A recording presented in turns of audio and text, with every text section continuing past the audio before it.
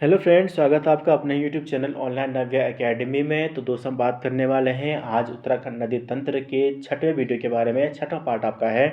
इससे पहले मैं 5 वीडियो आपको इससे रिलेटेड आपको प्रोवाइड करवा चुका हूं। आज हम बात करेंगे पश्चिमी रामगंगा नदी तंत्र के बारे में।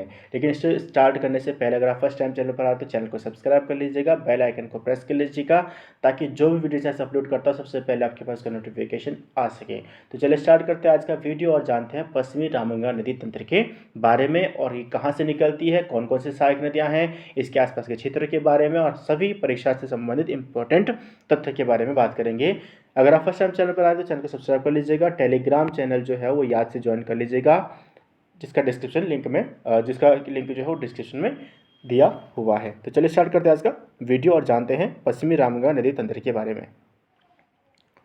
तो चलिए स्टार्ट करते हैं आज का वीडियो, देखते हैं पश्चिमी रामगंगा नदी तंत्र का कुछ इंपॉर्टेंट फैक्ट्स और इसके बारे में पढ़ेंगे, ठीक है, जो कि आपके परीक्षा दृष्टि से इंपॉर्टेंट होने वाले हैं। तो सबसे पहले पश्चिमी रामगंगा तंत्र जो है वो भारत में 596 किलोमीटर बहती है और कन्नौज में जाकर जो है ये अपना संगम बनाती है किससे, गंगा से, ठीक है। पश्चिमी रामगंगा जो है वो आपकी दुधतोली श्रेणी से निकलती है और उत्तराखंड में जो बहती है 155 किलोमीटर बहती है और पूरे भारत में 596 किलोमीटर बहती है। स्कंद पुराण में पश्चिमी रामगंगा को राठ वाहिनी के नाम से जाना जाता है, ठीक है। और चमोली, अल्मोड़ा, पौड़ी जिले में और यहाँ से होते हुए जो पौड़ी यानी कि नैनीताल पौड़ी में जो है कॉर्बेट नेशनल पार्क है, तो पौड़ी के कॉर्बेट नेशनल पार्क से होते हुए 155 किलोमीटर बहने के बाद पौड़ी के कालागढ़ नामक स्थान से ये राज्य से बाहर जो है वो कन्नौज बाहर होकर कन्नौज जाकर गंगा नदी से मिल जाती है, ठीक है। तो देखिए सबसे पहले ही कहाँ से स्टार्ट होती है, दुधतोली श्रेणी जो आपके चमोली में है, चमोली से अल्मोड़ा में पहुँचती है, अल्मोड़ा से पौड़ी में जाती है, पौड़ी के बाद ये कालागढ़ क्षेत्र से होते हुए फिर ये राज्य से बाहर हो जाती है, ठीक है। तो एक एक करके देखते हैं। दुधतोली श्रेणी से हमने पहले बताया है कि 5 नदियाँ यहाँ से निकलती है, जिसमें आपके पास होता है आटागाड़, वोनो, पश्चिमी रामगंगा और पश्चिम पूर्वी नयार, जो 5 नदियाँ निकलती हैं आपके पश्चिमी दुधतोली श्रेणी से। तो दुधतोली श्रेणी जो है वो यहाँ पर जो चमोली जिले में स्थित है और दुधतोली श्रेणी के पास से ही यानी कि पूर्वी ढाल से होते हुए पश्चिमी रामगंगा नदी जो है वो चमोली जिले से होते हुए सबसे पहले महालचौड़ नामक स्थान से अल्मोड़ा में प्रवेश करती है, ठीक है। जैसे मैंने आपको बताया था कि चमोली से अल्मोड़ा फिर पौड़ी में आएगी। तो चमोली से अल्मोड़ा में पहुंचती है महालचौड़ नामक स्थान पर, जहां पर इसमें अलग अलग नदियां जो हैं, इसमें की सुयाल नदी, खैरवा नदी इसमें मिलती हैं और ये आगे यहाँ से होते हुए पहुँचती है चौखुटिया नामक स्थान पर। चौखुटिया भी आपका कहाँ पर स्थित है, अल्मोड़ा में है। अल्मोड़ा जो चौखुटिया जो है, जहाँ से सल्ट क्षेत्र से आते हुए एक नेल नदी जो है वो आकर मिल जाती है पश्चिमी रामगंगा से। यहाँ से नदी आगे बढ़ती हुई गगास नदी, जो जिसको हम गार्गी नदी जो स्कंद पुराण में कहा गया है, या गोला नदी भी इसको बोला जाता है, जो गोला नदी जो है, गार्गी नदी जो है वो नैनीताल के पहाड़ पानी से निकलती है और 102 किलोमीटर बहती है।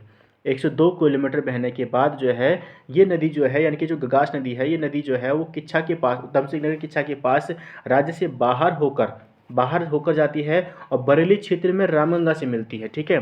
तो बरेली क्षेत्र से भी ये रामगंगा से मिलती है गार्गी या गोला नदी, ठीक है। और ये है आपके पास गगास नदी, तो ये आपके पास आएगी भिकियासैंण नामक किसान अपना संगम बनाती है अल्मोड़ा के साथ, ठीक है। अब यहाँ से आगे बढ़ती हुई नदी पहुँचती है देवाल में, फिर यहाँ से पहुँच जाती है वो पौड़ी डिस्ट्रिक्ट में, ठीक है।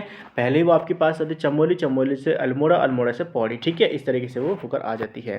तो यहाँ से देवाल क्षेत्र में से होते हुए ये आपकी पौड़ी में पहुँचती है और यहाँ से आगे बढ़ती हुई नदी पहुँचती है लोहारचौड़ में, जहाँ पर जो है मंडाल नदी, जो कि पूर्वी गढ़वाल की नदी है, तो पूर्वी क्षेत्र से होते हुए आती है। मंडाल नदी जो है लोहारचौड़ में पश्चिमी रामगंगा से अपना संगम बनाती है।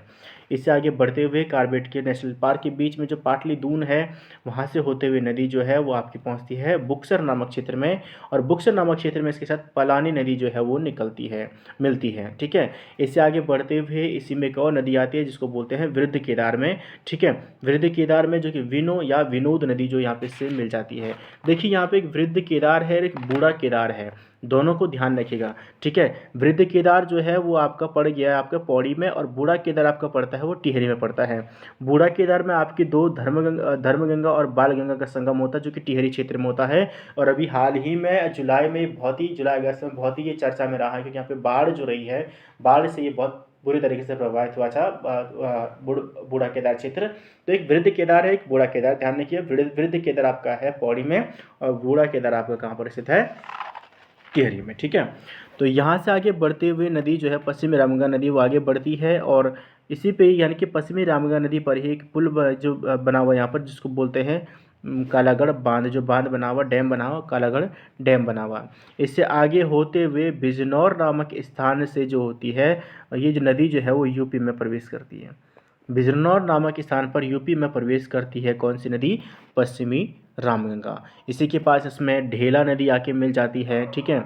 और फिर दूसरी जो नदी है जो कि पौड़ी क्षेत्र से होते हुए आती है, खोहा नदी, हफीज़ाबाद में जो है वो पश्चिमी रामगंगा से मिलती है। दुगड्डा में जो यानी कि दुगड्डा जो क्षेत्र है, जो खोहा नदी जो आती है ये दो नदियों से मिलकर बनती है, एक होती है लंगूरगाड़ और एक है सिलगाड़। तो लंगूरगाड़ और सिलगाड़ का जो संगम होता है वो दुगड्डा में होता है, यानी कि पौड़ी के दुगड्डा क्षेत्र में होता है। और यहाँ से खोहा नदी के नाम से हफीज़ाबाद में आकर पश्चिमी रामगंगा से मिलती है। इसी से होते हुए कॉर्बेट नेशनल के पार्क से मध्य में जो होती है, यानी कॉर्बेट नेशनल पार्क जो है उस में के बीच में ही ये जो पौड़ी क्षेत्र जो आपका आता है उसी में एक नदी इसमें मिलती है जो होती है पलेन नदी, ठीक है। वो ऊपर छूट गया था तो यहाँ पे बता रहा हूँ, पलेन नदी जो है वो मिलती है पौड़ी के रामगंगा क्षेत्र में, ठीक है, पौड़ी के कॉर्बेट नेशनल पार्क क्षेत्र में पश्चिमी रामगंगा नदी से।